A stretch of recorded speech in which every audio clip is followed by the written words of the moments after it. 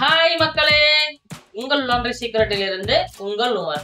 இன்னைக்கு இந்த வீடியோவில் நம்ம எதை பற்றி பார்த்து தெரிஞ்சுக்க போகிறோம் அப்படின்னா, ஒரு சிந்தட்டிக் சாரியை எப்படி நம்ம கமர்ஷியல் ஸ்டீம் அயன் பாக்ஸை வச்சு நம்ம அயன் பண்ண போகிறோம் அப்படிங்கிறது தான் இந்த வீடியோவில் பார்த்து நீங்கள் தெரிஞ்சுக்க போகிறீங்க. அதே போல் நம்ம பிளாசம் லாண்ட்ரியில் டொமஸ்டிக் லாண்ட்ரி பிஸ்னஸுக்கான பேசிக் ட்ரைனிங் கொடுக்குறோம். இந்த ட்ரைனிங்கில் நம்ம என்னென்ன விஷயங்கள்லாம் கவர் பண்ணுவோம் அப்படின்னா, ஒரு அயனிங் சர்வீஸை எப்படி ஸ்டார்ட் பண்ணுறது, ஒரு வாஷிங் சர்வீஸை எப்படி ஸ்டார்ட் பண்ணுறது, ஒரு ரெவன்யூ ஃபோர்காஸ்ட் எப்படி பண்ணுறது, மார்க்கெட்டிங் எப்படி பண்ணணும், எவ்வளோ லேபர் தேவைப்படும், என்னென்ன மிஷினரிஸ் தேவைப்படும் அப்படிங்கிறதுக்கான பேசிக் ட்ரைனிங் இந்த ட்ரெயினில் கொடுக்குறோம். யாரும் புதுசாக ஸ்டார்ட் பண்ணுறவங்களுக்கு இந்த ட்ரைனிங் எடுத்தால் யூஸ்ஃபுல்லாக இருக்கும்னு நினைக்கிறவங்க வீடியோவில் கொடுக்குற கான்டாக்ட் நம்பர்லாம் கான்டாக்ட் பண்ணி டீட்டெயிலாக தெரிஞ்சுக்கிட்டு உங்களோட லாண்ட்ரி பிஸ்னஸை சக்ஸஸ்ஃபுல்லாக ஸ்டார்ட் பண்ணி சக்ஸஸ்ஃபுல்லாக ரன் பண்ணுங்க. வாங்க இப்போ இந்த வீடியோ போய் பார்த்து நம்ம முழுசாக தெரிஞ்சுக்கலாம்.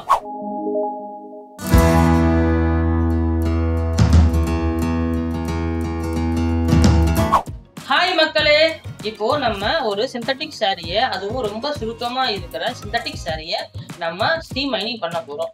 வாங்க எப்படி பண்றத பார்த்து தெரிஞ்சுக்கோங்க. அதே போல இந்த வீடியோவை ஸ்கிப் பண்ணாம பாருங்க, அப்போதான் இந்த சாரியில எல்லா பக்கமும் எப்படி அயன் பண்ணணும் அப்படிங்கிறது உங்களுக்கு ஈஸியா புரியும். அதனால இந்த வீடியோவை ஸ்கிப் பண்ணாம பாருங்க. இந்த சாரி தான் நம்ம அயன் பண்ண போறோம். எவ்வளவு சுருக்கமா இருக்குன்னு பாருங்க. அதே போல் எப்படி அயன் பண்ண போகிறோம் பார்த்து தெரிஞ்சுக்கோங்க. ஸோ அயனிங் பண்ண ஸ்டார்ட் பண்ண போகிறோம். ஃபஸ்ட்டு ஈவனாக நம்ம நல்லா மடிச்சுக்கணும்.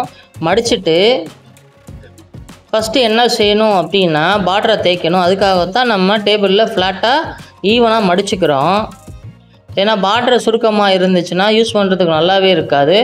அதனால் ஃபஸ்ட்டு பார்டரை அயன் பண்ணணும். இப்போ பார்டர் அயன் பண்ண போகிறோம். இது சிந்தட்டிக் சாரீ, ஹீட்டு போட்டால் சில நேரம் உங்களுக்கு பேர்ன் ஆகிறதுனால நிறைய சான்சஸ் இருக்குது. அதனால எப்போயுமே கொஞ்சம் ஹீட்டை செக் பண்ணிவிட்டு ஹீட்டை நீங்கள் அயன் பாக்ஸை அயன் பண்ண ஆரம்பிக்கணும். இது ஸ்டீம் அயன் தான், இருந்தாலும் ஹீட்டை வச்சு அயன் ஆகிறதுனால எப்போயுமே செக் பண்ணிட்டு பண்ணுங்கள். ஃபஸ்ட்டு இப்போ என்ன செய்கிறோம் அப்படின்னா, பார்டரை ரெண்டு பக்கமும் அயன் பண்ண போகிறோம். எப்போயுமே ஈவனாக இருக்கிற மாதிரி பார்த்துக்கோங்க. இல்லைன்னா ஏற்ற இறக்கமாக இருந்துச்சுன்னா ஃபினிஷிங் நல்லா வராது. அதனால் எப்போயுமே என்ன செய்யுங்க அப்படின்னா, ஈவனாக மடிச்சுக்கோங்க. இப்போ நம்ம என்ன செய்கிறோம் அப்படின்னா, ஈவனாக தான் மடிக்கிறோம். மடிச்சுட்டு டேபிளில் வச்சு நல்லா ஃப்ளாட்டாக ஆக்கிட்டு சுருக்கமே இல்லாமல் ஆனதுக்கப்புறம் அயனிங் ஸ்டார்ட் பண்ணணும். எப்படி அயன் பண்ணுறாங்கன்னு பாருங்கள். இதே டைப்பில் தான் நீங்கள் அயன் பண்ணணும்.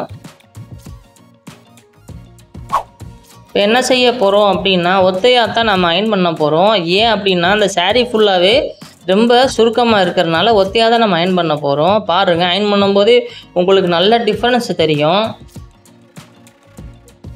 இப்போ நம்ம ஒரு சாரியை அயன் பண்ண போகிறோம் அப்படின்னா, இதை ஒத்தையாக போட்டு அயன் பண்ணணுமா இல்லை ரெட்டையாக போட்டு அயன் பண்ணணுமான்னு நீங்கள் கெஸ் பண்ண தெரிஞ்சிருக்கணும்.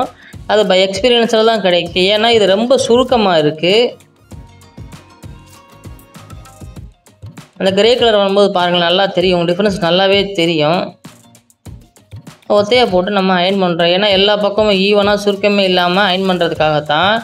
பாருங்களேன், அயன் பண்ணும்போது அதோட டிஃப்ரென்ஸ் நல்லாவே தெரியும் உங்களுக்கு. எல்லா பக்கமுமே நம்ம ஃபுல்லாக அயன் பண்ணிடணும்.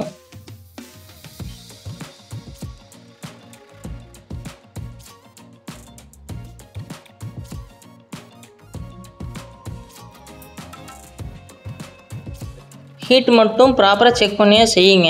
ஏன்னா சேலையை பர்ன் பண்ணுறது நிறைய சான்சஸ் இருக்குது. பாருங்களேன், அயன் பண்ணும்போது டிஃப்ரென்ஸ் எப்படி மாறுதுன்னு. சுருக்கம் இல்லாமல் நீட்டாக போய் நீட்டாக வந்துடும் உங்களுக்கு. அதே போல் இந்த சாரீ அயன் பண்ணுறதுக்கு வெறும் 10 மினிட்ஸ் இருந்தாலே போதும், சூப்பராக நம்ம அயன் பண்ணிடலாம். இதுவே ஒரு எலக்ட்ரிக்கல் அயன் பாக்ஸாக இருக்குது, இதை அயன் பண்ணுறதுக்கு எப்படினாலும் 15 to 20 மினிட்ஸ் ஆகிடும். ஏன்னா நிறைய சுருக்கம் இருக்கிறதுனால உங்களுக்கு அவ்வளோ நேரம் எடுக்கும். இது 5 to 10 மினிட்ஸில் இந்த ஸ்டீம் அயனிங்கில் நம்ம பண்ணிக்கலாம். அது ஒன்றும் கிடையாது, தண்ணி தான் அந்த இடத்துல அது பட்டிருக்கு. அதை நம்ம என்ன செய்கிறோம் அப்படின்னா, ஹீட்டை வச்சு ரிமூவ் பண்ணுறோம். எல்லா பக்கமுமே ஈவனாக அயன் பண்ணணும். ஈவனாக அயன் பண்ணல அப்படின்னா சுருக்கம் போகாது. அப்போ வியர் பண்ணும்போது எப்படின்னா சுருக்கமாக இருக்கும், அசிங்கமாக இருக்கும். அப்போ நம்ம அயன் பண்ணி எந்த பிரயோஜனமும் இல்லாமல் போயிடும். இந்த மாதிரி விஷயங்களில் தான் நம்ம என்ன செய்கிறோம் அப்படின்னா, நம்ம ட்ரைனிங்கில் கவர் பண்ணுறோம். இப்போ நீங்கள் ஒரு அயனிங் சர்வீஸ் ஸ்டார்ட் பண்ணணும் அப்படின்னா எந்தெந்த சாரி எப்படி அயன் பண்ணணும், இப்போ சுருக்கமாக இருக்குது எப்படி அயன் பண்ணணும், அதே போல் எப்படி ஃபோல்டிங் பண்ணணும் அப்படிங்கிறது எல்லாமே நம்ம வந்து சொல்லிக் கொடுப்போம். அதுவுமே ப்ராக்டிக்கலாக தான் சொல்லிக் கொடுக்க போகிறோம். நீட்டாக சுருக்கம் பார்த்தீங்களா, எவ்வளோ அழகாக சுருக்கம் போயிடுச்சு பார்த்தீங்களா. ஸோ அதனால தான் நான் சொல்கிறேன், ஒத்தையாக போட்டு நம்ம அயன் பண்ணணும். நெக்ஸ்ட் என்ன செய்யணும்னா 2ஆக ஃபோல்டு பண்ணிக்கணும். இப்போ ஃபோல்டு பண்ண போகிறோம். ஈவனாக இருக்கிற மாதிரி பார்த்துக்கோங்க. நம்ம ஈவனாக தான் வச்சுருக்கோம். நம்ம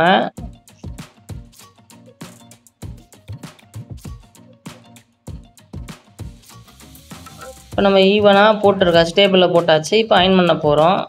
உள் பக்கம் ஃபுல்லாகவே அயன் பண்ணியாச்சு. இப்போ வெளிப்பக்கம் மட்டும் தான் அயன் பண்ணணும். வெளிப்பக்கம் தான் அயன் பண்ணிகிட்ருக்கோம். இப்போது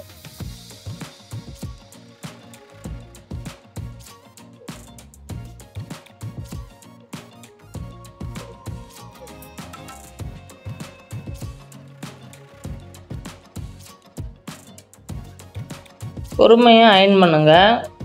அவசரமாக பண்ணி எந்த இடத்தையுமே மிஸ் பண்ணிடாதீங்க. எப்பயுமே பொறுமையாக தான் சாரியெல்லாம் அயன் பண்ணிடணும். இது கமர்ஷியல் ஸ்டீம் அயன் பாக்ஸாக இருக்கிறனால நம்ம பயப்பட வேண்டிய தேவையில்லை. ஒட்டிடுமோ, இது ஏதாவது டேமேஜ் பண்ணிடுமோன்னு பயப்படவே தேவை கிடையாது. பயம் இல்லாமே சூப்பராக அயன் பண்ணிடலாம். சிந்தட்டிக் சாரி ஈஸியாக நம்ம அயன் பண்ண முடியும். நீட்டாக அயன் பண்ணிக்கோங்க.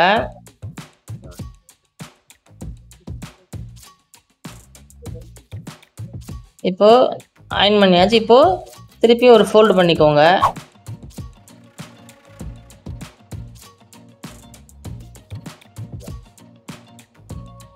ஃபோல்ட் பண்ணிவிட்டு கையாலே கொஞ்சம் சுருக்கத்தை எடுத்து விடுங்க. அதுக்கப்புறம் நீங்கள் அயன் பண்ணி நீட்டாக ஃபோல்டு பண்ணிக்கலாம்.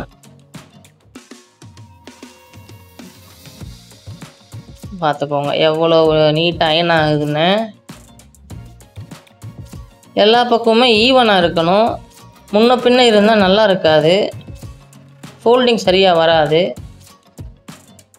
அயன் பண்ணியாச்சு. பொறுமையாக செய்யணும், அது ரொம்ப முக்கியம்.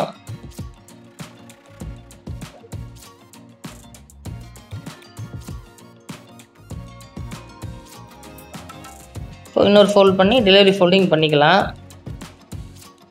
பார்த்தீங்களா எவ்வளோ ரெக்டாங்கிள் ஷேப்பில் எவ்வளோ ப்ராப்பராக வந்திருக்கு பாருங்க. பார்த்தீங்களா, அதை ஈவனாக வச்சுருக்கறனால தான் இந்த மாதிரி உங்களுக்கு நல்லா ப்ராப்பராக வருது.